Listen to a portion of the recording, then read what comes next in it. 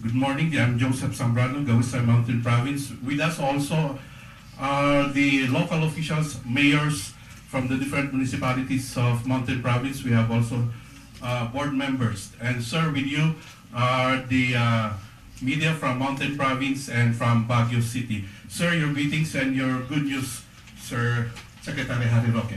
Yes, good morning Philippines and good morning to Mountain Province and the rest of the Cordillera Autonomous Region.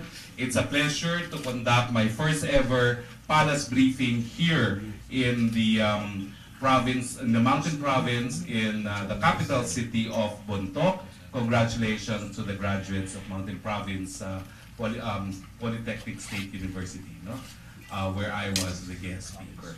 So first, I'd like to thank the administration, of course, of the Mountain Province Polytechnic State University. We're now in the premises of the State College, I should say. We're now in the premises of their college, and of course, thank you very much for accommodating us.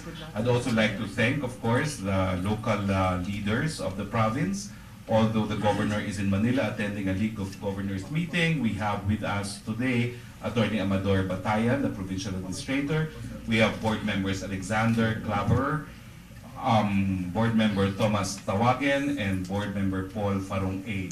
We also have municipal mayors, the mayor of Bontoc, Franklin Odise, vice mayor of Bontoc, Eusebio Kublayan, mayor of Bauco, Abraham B. Akilit, mayor of Barlig, Genesis T. Changilan, mayor of Natonin, Mayor Matthew Chiawan, mayor of Sadanga, Jose A. Limayog, mayor of Besao, Johnson Bantog II, mayor of Sagada, James Puten, and mayor of Tadian, Anthony Wooden.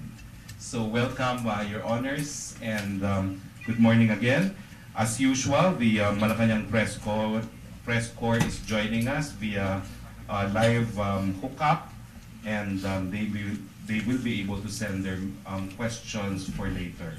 But first, let me begin with the good news. We have a couple of good news. As you know, last night, the President signed into law the Ease of Doing Business Act. The Philippines became more efficient, business-friendly, and hassle-free for local and foreign businessmen and investors. Signed yesterday, the Ease of Doing Business and Efficient Government Service Delivery Act of 2018 aims to further ease doing of business in the country by reducing the procedures and processing time for business-related transactions. Another milestone of the Duterte administration has been fulfilled with the passage of this law, which is part of the government's priority legislative agenda. Another good news, it is built under the Duterte administration. We are pleased to share that the Department of Transportation recently approved the proposal to be submitted to ICC-NEDA to build a monorail which will link central business districts in the cities of Makati and Taguig. SkyTrain, a 2-kilometer monorail, will connect MRT Guadalupe Station and Fort Bonifacio. The construction is expected to start later this year. The project will benefit around 60,000 to 100,000 passengers daily when completed in 2021. Good news here in Cordillera. The Mountain Province Dialysis Center at Luis Ora Memorial Regional Hospital is now in full operation. Patients in the province and the nearby towns of Ilocos Sur and Kalinga no longer need to go to Baguio City or La Trinidad for their dialysis treatments. This is part of the effort of the Duterte administration to provide the much-needed medical and health services to every Filipino. Rest assured that the government will continuously work to improve its services, especially the underserved and privileged members of our society. And of course, in my speech, I made mention of the bill which I was able to pass in Congress before I left Congress, universal health care. We seek and aim to provide free medical care to all Filipinos. And the bill is now pending in the Senate under the able leadership of Senator J.D. Esto, and we expect that it will become law within the year of 2018. So it has been our practice in our press conferences and press briefings. We will start with a question from the local media, and the local PIA will read questions from the Malacanang Press Corps. So can we have our first question from the local media? Please state your name. Yes, sir. So I don't know who you are. Yes, sir. Sir, we'd like just to mention that we are also live over Radio Pilipinas. We have the station manager here. Yes, Radio Pilipinas. Magandang umaga po, Pilipinas. And then our TVM and PTV. Sir, may we acknowledge first question coming from PTV Cordillera, Breves Bulsao. Breves. Yes, please. Breves. Hello, sir. Good morning, Secretary. Referring, sir, to the free tuition fee on the state universities and colleges, what is our assurance to our parents and our students who are ready for the second implementation of the Republic Act, sir, on free education on college and the state universities, sir? And what is our message also to the state universities as they are ready for this coming school year, sir? Well, sa kauna-una pagkakataon po, actually pangalawang taon. Dahil yung unang taon, ginamit po natin yung pork barrel na nailaan sa pork barrel, ginamit natin sa libre tuition, pero nung nakaraan na taon, hindi po libre miscellaneous. So ngayon po, libre na po ang tuition at miscellaneous sa lahat ng state universities and colleges, at ito po ay sa buong Pilipinas. Wala na pong dapat bayaran ang ating mga estudyante. Kung hihingi pa po ng pera yung mga anak natin, pang-date na lang po yun. Pero mga magulang sa buong Pilipinas, wag po kayo magpapabola sa inyong mga anak. Libre na po ang tuition at miscellaneous sa lahat ng state universities and colleges. At hindi lang po yan. Doon po sa mga mahihirap na mga estudyante na nakabahagi sa 4Ps, libre rin po meron po tayong tinatawag na educational subsidy. Hanggang 40,000 a year po yan, 20,000 a year. So, at libre rin po ngayon ang mga vocational courses na ibinibigay ng TESDA. So, hindi na po kinakailangan kumuha ng scholarship dahil libre na po yan. Lahat po yan ay dahil sa paniniwala ni Presidente Duterte na importante edukasyon at ang pag-asa ng bayan ay ating mga kabataan. Ito po ay kauna-utahang pagkakataon na nangyari sa Pilipinas, sa ating kasaysayan, na nalibre ang lahat ng tuition at miscellaneous sa state universities and colleges, at yung mga mahihirap ay meron pang educational subsidy maski sa pribadong mga pamantasan silang nag-aaral. Breves? Sir. Another issue, sir. Referring to the Mountain Province State Polytechnic College. Lately, sir, may plano ho si the late Congressman Dalog elevating the college into university. What is our message to the administration of this college for them to fast-track the requirements in order for them to elevate the college to become a state university? Makipag-unahin po tayo kay Congressman Manawang. Siya na caretaker. Mangawang, no? Congressman Mangawang, kaibigan ko po yan yung ako'y nasa Kongreso pa. At si Congressman Dalog po, kaibigan ko rin, no? Bago siya namatay. At makipag-ugnayan din po tayo sa CHED, no? Para mapabilis naman itong ating host na maging State University at hindi lang Polytechnic College. Maalala ko, sir, galing tayo sa Tubok noon with Congressman Mangawang. Kita mo, pati Tabok, kasama tayo sa PIA. Okay, yes. Okay, we would like to acknowledge Cesar Boken of Radio Pilipinas, Mountain Province. Morning, Secretary. Mountain Province is a drug-free province, but some places in the Cordilleras are still reported planting marijuana. What is are there programs of the government for the farmers para hindi sila magtanim ng marijuana, sir? Napakadami naman natin programa ngayon na binibigay ang DA. Iba't iba pong mga crops ang pwede natin kunin, yung mga binhi, no, para yun ang palakihin ng ating mga magsasaka. At meron din po tayo mga livestock ng pataba, no, na po pwedeng maging alternatibo ng mga nagtatanim ng marijuana. Unfortunately po, hindi po naisa batas pa yung batas na nag-legalize sa marijuana, at ang presidente po tutol dyan. Alam po niya na may ginagawang medisina rin ng marijuana, pero ang problema, kapag pinayagan po ang pagtanim yan, hindi mo na makokontrol kung saan mapupunta yung mga tinatanim na marijuana. So sa ngayon po, parang importante muna na labanan talaga natin ang pinagbabawal ng droga. Siguro po later on, kapag na-control na natin talaga ang droga, po pwede natin pag-aralan yan. Pero napakadami pong alternatibong mga crops, mga cash crops ang po pwedeng itanim ng ating mga magsasaka, pati po mga cut flowers, no? So meron pong alternatibo naman.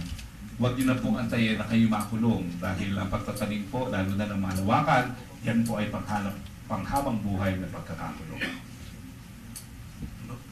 One more question, follow-up. Follow-up question, sir. It's a public discussion on the regarding the legalization of marijuana. Now, what is the latest stand or position of the government regarding this issue? Well, ang Kongreso po, alam ko ang kaibigan ko mabuti. Ako po, nung ako'y congressman, isa po sa co-sponsor. Pero ang presidente po tuto. In no uncertain words, he told me that he's against it because hindi mo makokontrol pag pinayagan mo magtanim ng marijuana. Thank you, sir. May we acknowledge from ABS-CBN, Melinda Ramo.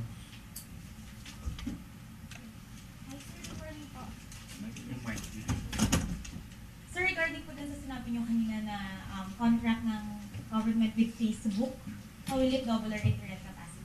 Oh, it will. That's the projected receivables natin or deliverables of Facebook. It will double the infrastructure of internet in the Philippines. And likewise, we are also taking advantage or using the NGNCT, yung National Grid Corporation of the Philippines, yung facilities nila para dun isakay din yung infrastruktura ng internet. No? At kaya nga po, this is pursuant to law because there's already a law passed in Congress. I'm one of the co-authors of that law, which provides for free internet connectivity. No? Ang priority po natin, bagamat aabot po ng 3 taon ang full implementation nito, ang priority natin ngayon, lahat po ng public schools and universities dapat makonect muna na libre. So, it means, sir, na hindi lang po Facebook yung may free, pero pati po. Opo, yung internet service po mismo, ngayon po may partial implementation na. Hindi ko lang po alam ang estado dito. Tatanong ko po sa DICT kung at least dito sa Bontoc ay meron ng libre. Meron na ba hong libre? Wala pa. Well, kasi po yung infrastructure ang problema dahil medyo liblib ang Bontoc at mahina ang signal. Pero parating na po tayo dyan. It will take about 3 years to completely implement it.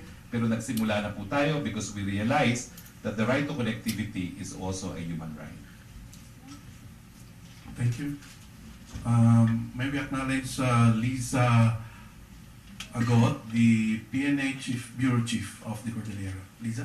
Magandang umaga po. Good morning, welcome Lisa. po sa Cordillera, sir. It's a pleasure. You know, the last time I was here, I was still a law student, which means it's almost 30 years ago. So that was the first time I went to Sagada. Sir, sa speech niyo po kanina dun sa graduation, you mentioned na kailangang protektahan ang mga magagandang mga natural beauty of the Cordilleras. Now, ang Cordillera po is the watershed of Northern Luzon. Pero mukhang napapabayaan po yata kasi yung hindi masyadong nabibigyan ng pansin ng mabigyan ng programa ang region para patuloy na pangalagaan ang mga kabundukan. Sir, meron po ba tayong possible po ba magkaroon ng directive coming from the President para mabigyan ng special order for the protection ng environment ng Cordillera? Well, hindi lang po Cordillera naman ang pinoprotektahan ng Presidente. Alam niyo naman, pinasara ng Presidente ang Boracay dahil importante na mapangalagaan ng kalikasan para hindi lang ang henerasyon nito ang makakakita ng kagandahan ng Pilipinas, kundi mga susunod pang henerasyon. So I see no reason why the President should not also look into preserving the watershed of the Cordilleras. No? Papunta po rito, nakita po kung gaano kaganda mga bundok. And I note na maraming mga replanted na mga pine trees ngayon sa kabundukan ng Cordillera. I did not realize the magnitude of the tree replanting here. No? Although we can do better kasi may mga areas pa na medyo malalayo na I could see na kalbo pa rin ng kabundukan. No? So yes, I will mention it to the President, but we have an ongoing regreening program under the Department of Environment and Natural Resources. Siguro pagbalik ko po sa Manila, I can call the DNR, the regional office, find out how much the budget for Cordillera, and see if we can even increase it somehow, no, to hasten the process of regreening dito sa Cordillera. Sir, follow-up po. Meron po bang nababanggit or kahit na-mention lang po na in passing ang Pangulo kung meron siyang tinitingnan na lugar sa Cordillera na magiging focus, mabibigyan din ng focus like Boracay po? Well, ang alam ko po, may special funding ang Ifugao because of the rice terraces. And of course, there's some funding from TIEZA. When I was congressman, I allotted funds also for Mount Pulag in Kabayan, no? In Benguet as well. No? Hindi ko lang po alam kung ano yung lugar dito sa Mountain Province, but I will inquire from Secretary Berna Puyag kung merong special TIEZA project or convergence project para dito po sa Cordillera, and that ought to be because the Mountain Province is truly one of the most beautiful provinces in the Philippines. Salamat po. Sir, another question po. Malapit na rin po kayong maging residente ng Baguio, katulad nga po ng nabanggit Opo. ng nakaraan. Sir, pwede po ba kayang matulungan ng Pangulo ang mga taga-syudad ng Baguio sa issue ng presyo ng gasolina sa Baguio, which is higher by 10 pesos? Well, hindi lang po sa Baguio ang tinutulungan natin. Kagabi po, nagkaroon po ako ng konfirmasyon galing kay Secretary Cusi na meron na pong hakbang na ginagawa ang PNOCEC para mag-angkat po ng mas murang diesel galing sa Russia. Ang Russia po is a non-OPEC member. Ang landed cost po dito, kasama ng cost, insurance, and freight sa Pilipinas, is estimated only to be between 25 to 27. 43 po ang palagay ko kahapon sa diesel sa Maynila. And I understand mas pataas pa sa Baguio, no, because of the transportation cost. Pero kung mag-aangkat po tayo ng mas murang diesel galing sa Russia, bababa rin po ang presyo ng diesel para sa Baguio. Pero sa ngayon po, alam ko lang na maaangkat natin sa Russia ay diesel. Kasi parang yung crude oil, iba yung processing, no?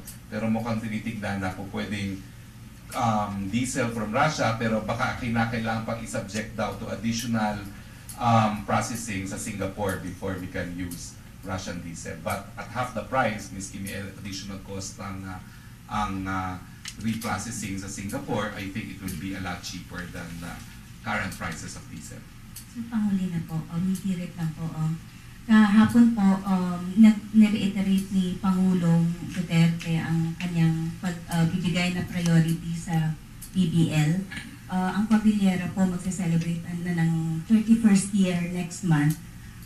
Meron po ba tayo? Kasi po, I think last year po, ang mga leaders ng Cordillera went to Malacanang to bring their clamor to the President for him to also declare the pending Cordillera Autonomy Bill sa Kongreso as a priority bill. Ay, malinaw na po ang paninindigan ng Presidente. Bagamat tayo po ay magkakaroon ng federal form of government, magkakaroon po tayo ng separate na federal regional government, not just for Muslim Mindanao, but also for the Cordilleras. Yan po ay pinangako na ng ating Presidente, at kung gusto niyo po, iimbitahin natin muli ang mga liderato ng Cordillera. In fact, I'm arranging as a meeting between the Governor of Benguet, so we might as well invite also the Governor of Mountain Province and the rest of Cordillera to the palace to discuss Cordillera Autonomy. Pero pangako na po ng Presidente yan. Hindi na po problema yan. It will be in the new Constitution as well. We will, yes sir, thank you. We will be a quick one. We have to entertain few questions because the Secretary will have to fly back to, and the pilot is worried because of the crowds. Okay, Apollo, and then one question, and then Gina, and then Gary. Quick. And also from the Malacanang Press Corps. I don't know sa Parang press car. Okay, Apollo, go ahead. Sir, good morning. Gawis ay Yes, Mountain Apollo. Province. From scale of 1 to 10, sir, anong masasabi ko niyo sa anti-corruption and anti-drugs campaign ng gobyerno natin? Gaano po ba ka-effective yan na ginagawa ng gobyerno natin? Ako siguro naman nakita nyo epektibo. From 1 to 10, I would give it 9.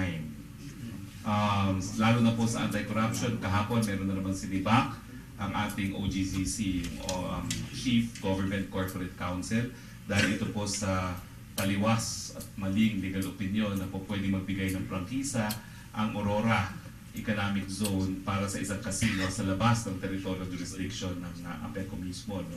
At ang sabi ko nga, Mr. President, parang ako na ang nagkakaroon ng reputation ng taga-sibak dahil wala nang tigil ang pagsisibak natin sa mga kurap.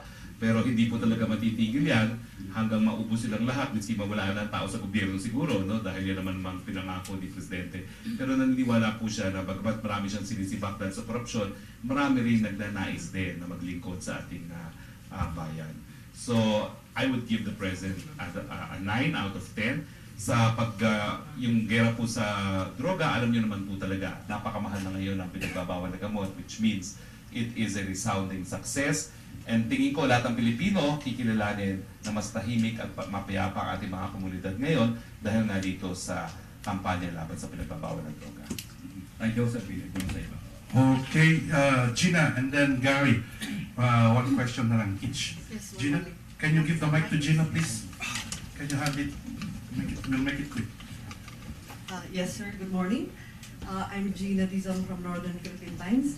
I'm particularly interested on the possible remedies on the Batangan system, which is currently under proposals from the three municipalities of Dajan, Busao, and Sagada.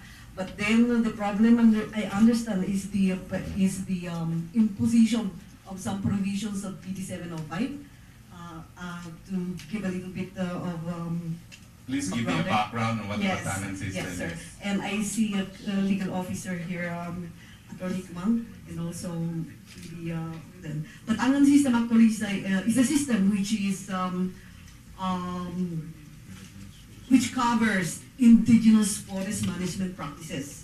And these customary practices, I understand, are within these proposed ordinances by the three municipalities. The problem here is that there is an imposition of PD 705 as far as their customary practices are concerned. So may I know if there will be some remedies as far as the imposition of PD 705 is concerned? And what is PD 705? PD 705 practically restricts some operations actually of indigenous communities, considering that the whole Cordillera is a forest reserve. And this, I understand, shall be.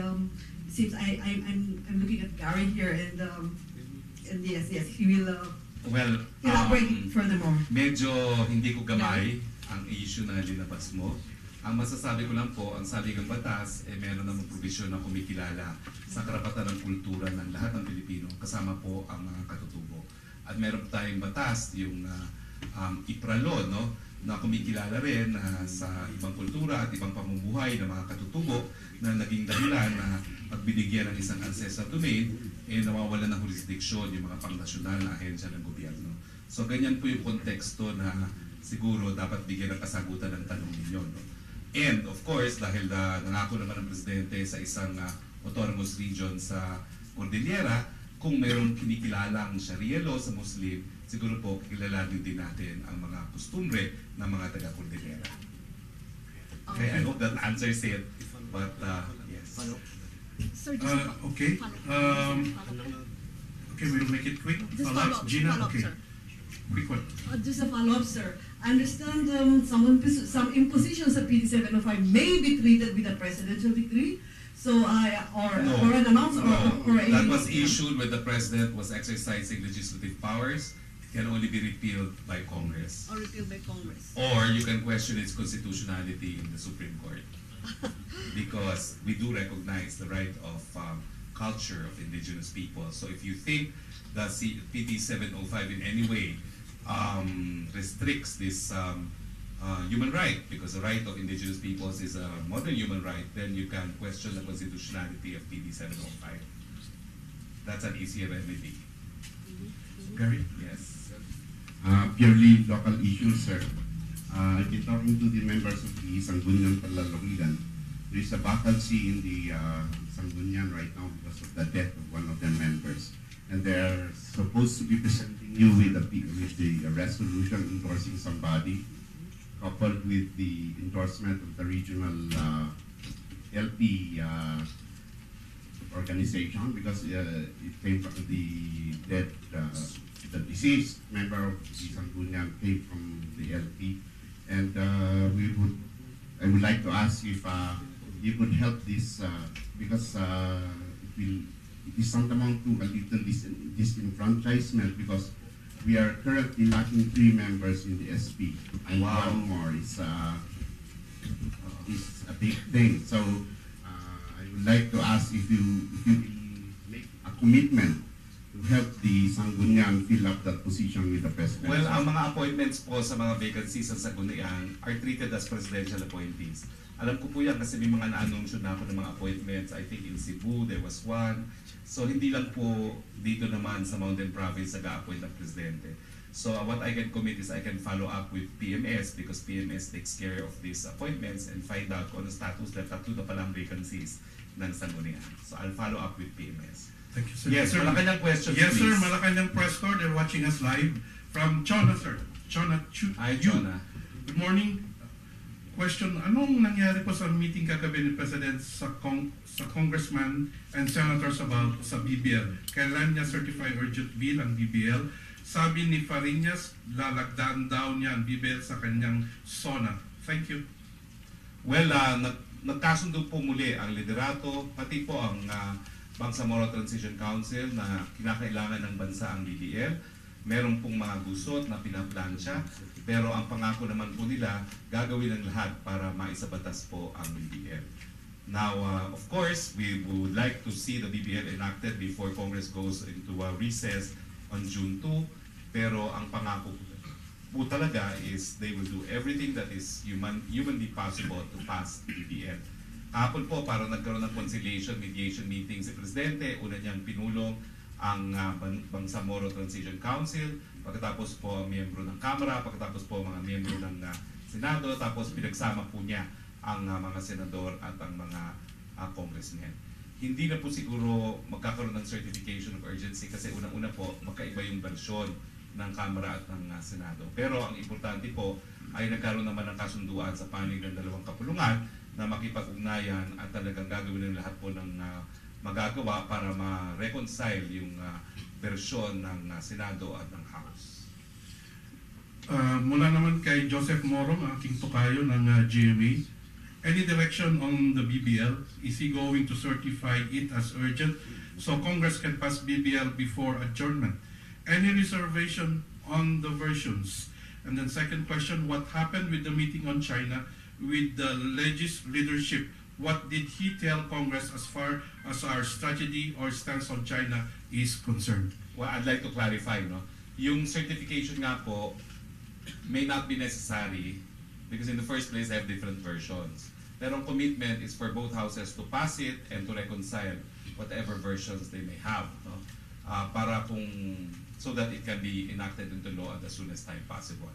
Now, hindi po ata kasama yung mga congressmen sa China briefing, no? It was just a China briefing at si Secretary Alan Cayetano po will be appearing today, Wednesday, before the House Special Committee on the West Philippine Sea, and he wants his briefing to be made public para malaman po ng taong bayan kung ano talaga ang posisyon ng ating Pilipinas pagdating sa West Philippine Sea. And I think this will happen this afternoon. So I would rather defer to Secretary Alan Cayetano, who will be making public anyway the Philippine position in the West Philippine Sea this afternoon in Congress before a committee headed by former Speaker Del Monte. Thank you, sir. From Rose Novinario. Kailan mabibigyan ang Malacanang press corps ng kopya ng salen ng lahat ng cabinet members including Secretary Roque? Nagulat nga ako, wala ako doon sa reports. Rose, sabi ko, ba't wala ako dyan sa report na yan? Nag-submit ako on time. Well, nabigay naman po ang summaries, no? Kaya nagkaroon na ng reports. But I do not understand why my SALN was not included there. But I've been filing SALN since I was in UP. So, public document naman po yan. Pagdating sa Malacanang press corps, siguro yung SALN ko, I can voluntarily offer it to them, no? The FOI office, I understand, has already released the SALN of the other cabinet members. And it's no longer redacted unlike last year's. Thank you, sir. From Alvin, sir. May initiative po ba ang Palas na tukuyin yung mga politiko at mga artista na allegedly kumukuha ng supply ng illegal drugs from an Indian national? Suspects was apprehended by PDEA agents sa Muntinlupa yesterday. I'll have to ask PDEA about that, no? So far, ang isinapubliko lang ng PDEA dahil nga magkakaroon ng nung mga panahon na yon, election sa barangay, was of course yung mga drug personalities na tumatakbo sa barangay. So, PDEA has the call on that. Yes, sir. That is the last question. Your parting message, Well, sir? si Dexter, give me ng detalye. I'll ask the details from Secretary Cusi because kahapon po, confirmation lang ang nakuha ko sa kanya na nagsisimula na po at gumagawa na ng hakbang ang PNOCEC. Ang sinabi niya na entity na gumagalaw para po mag-angkat ng diesel galing sa Russia. But I understand po, it's never been done before. It's a first. Although, ang sabi ng DOE, we have imported before from a non-OPEC member country. Ang pagsubok natin ngayon, wala na tayong state-owned Petron. Dati kasi yung distribution network natin, Petron.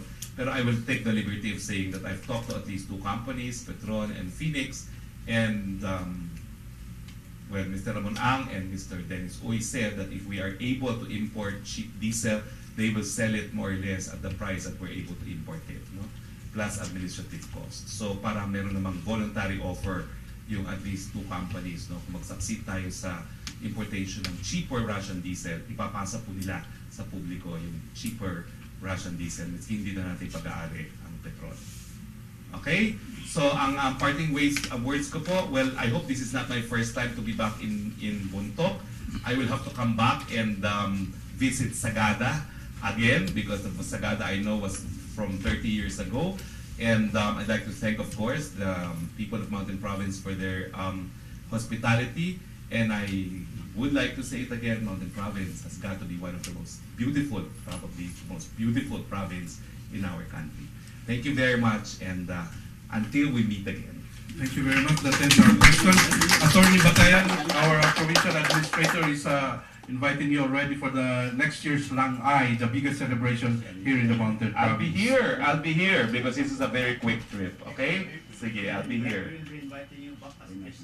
Okay, I'll be here. Okay, thank you very much. That ends our question with Secretary Harry Roque. Good morning to everyone. Let's have a boodle fight. The grounds. Photo.